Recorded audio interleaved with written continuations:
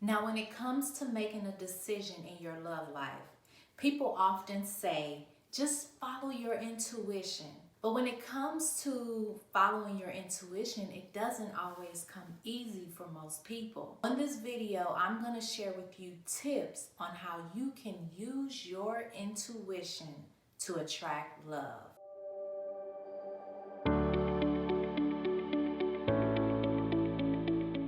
Tip number one, when it comes to using your intuition when attracting love, you want to first and foremost pay attention to the feelings you have when you first meet that person. What are the first impressions? What do you feel when you meet them? What do you see? Pay attention to that, because those feelings and those emotions are telling you something about that person.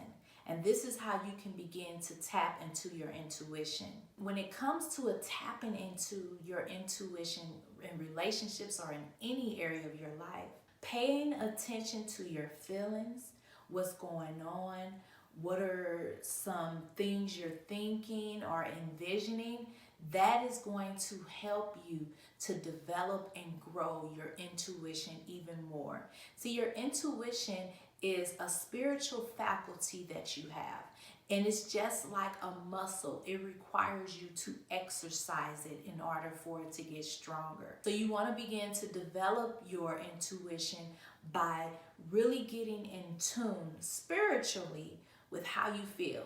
So what are those first impressions when you're just meeting that person?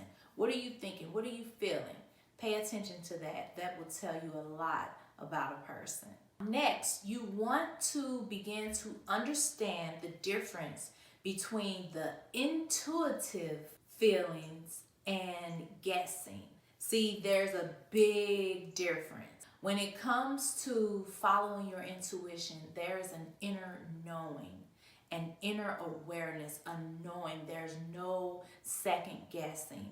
But when it comes to you just guessing and assuming that it's going to work out, that's when you're paying more attention to what's outside of you, the physical. You're paying attention more so what they're looking like, what they're doing, and you're paying attention to your external environment.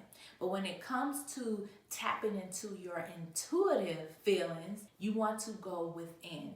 You want to tap into that inner knowing. Sometimes you can meet a person and right off you know, something's not right. I don't know what it is, but something's not right. That's your intuition. When you just know, it's a knowing that something is off. You can't really pinpoint what it is at that time. You can't describe what it is that's off, but you just know something's off. See, a lot of times people know this. They have these feelings, this intuition that tells them this person is not right for you, something's not right, and they feel it inside. But what happens is, because they're looking at that outer appearance or they're focused on the external, they will ignore the intuitive feeling.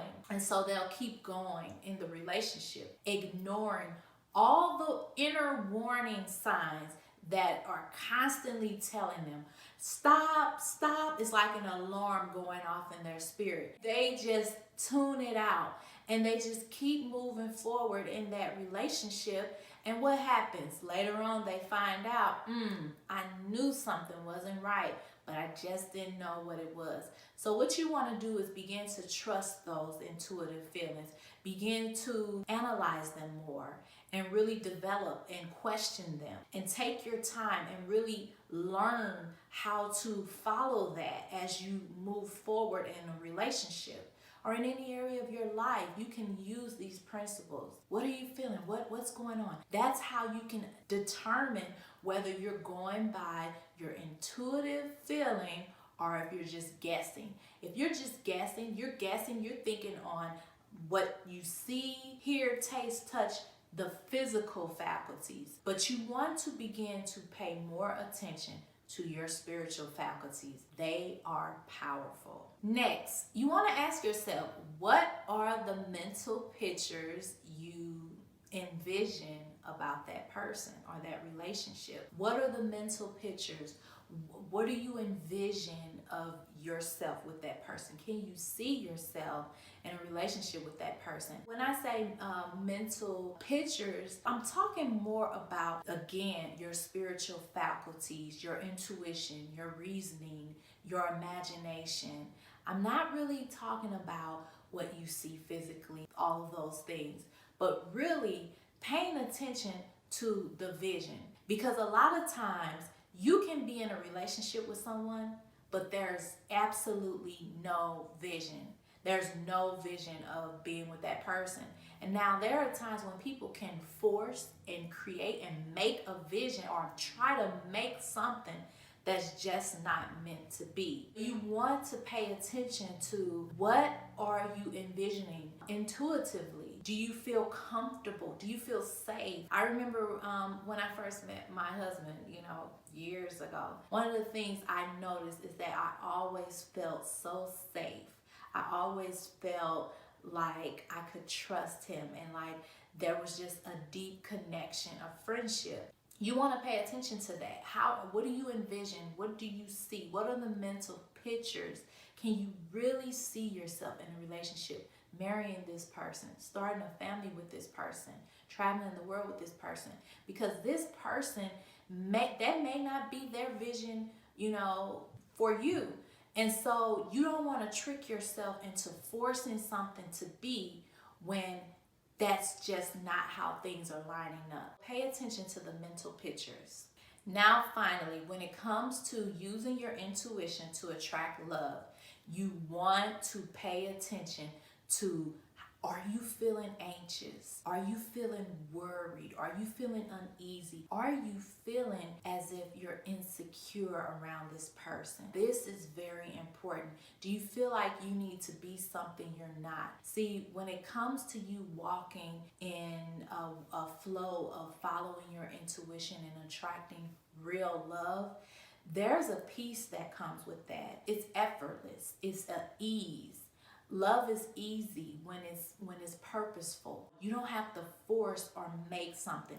Now, if you're always anxious, if you're uneasy, if you're insecure, if you're kind of feeling, like you can't settle and be yourself, that's your intuition telling you that relationship is not a good relationship for you, because your spirit knows your inner knowing, the depthness of your soul. See, you have a greater purpose than what's just seen right now, presently for you. When you tap into your intuition, you tap into who you are as an eternal being, and you tap into the truth and the essence of your spirit. If your spirit is off, if you're feeling like you're not good enough around this person, if you're feeling like you're anxious around this person, you're uneasy around this person, you can't relax and be yourself, then that is not the relationship for you. Don't try to be something you're not. Don't try to force something that's just not meant for you. Be okay and be comfortable and peaceful knowing that what's for you is for you. You don't have to force it. You don't have to beg for it, but it's all working together for your good. Now, I want to hear from you. What is the most challenging part of following your intuition? Leave me a comment below. Also, like this video. Give it a thumbs up if you enjoyed this message. And if you would like me to speak more on this topic, let me know below in the comments. Be sure to also subscribe to my channel to receive more lessons of love, wealth consciousness, and wellness.